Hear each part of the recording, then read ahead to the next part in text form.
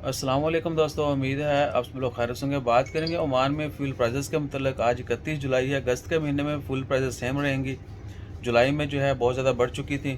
M91 की कीमत जो है पर लीटर 227 पैसा है, जबकि M95 की 237 पैसा पर लीटर है और डीजल की कीमत 247 पैसा पर लीटर है। और अगस्त के महीने में भी ये सेम रहेंगी। जबकि पाकिस्तान में सुनने में आ रहा है कि फ्यूल डीजल की प्राइसेस जो हैं वो पेट्रोल और डीजल की उसमें कमी जो है वो नहीं होगी, बल्कि इजाफा किया जाएगा।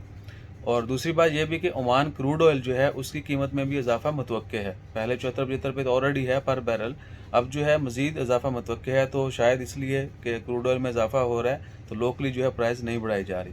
बाकी सुनने में तो यह भी आ रहा है कि जो पेट्रोल की कीमत है वो 250 पैसे तक जाएगी। तो कोशिश करते हैं कि थोड़ा सेविंग भी करें और मोहतात चलें गाड़ियों में, यानी ज़्यादा कहीं भी लंबी लाइनें लगी हों ट्रैफिक में मत जाएं। जिस तरह आज मोहाले में गए, वहाँ पर मुझे पता था कि अंदर रश है, लाइन लगी हुई है, लेकिन नहीं, हमें पूरा चक्कर काटना है गाड़ी में बैठे बैठे। तो तकरीबन के 35 मिनट लगे। 35 मिनट में जो 5 मिनट का सफ़र नहीं था वो 35 मिनट में कटा कि ट्रैफिक बहुत ज़्यादा है। हम इन चीज़ों को लाइट लेते हैं कि पेट्रोल बहुत सस्ता है, लेकिन हमें सेविंग करनी चाहिए, टाइम भी बचाना चाहिए और बाकी जो रिसोर्सेज इस्तेमाल कर रहे हैं वो भी बचाने चाहिए। अपना ख्याल रखिएगा, दुआ में याद रखिएगा।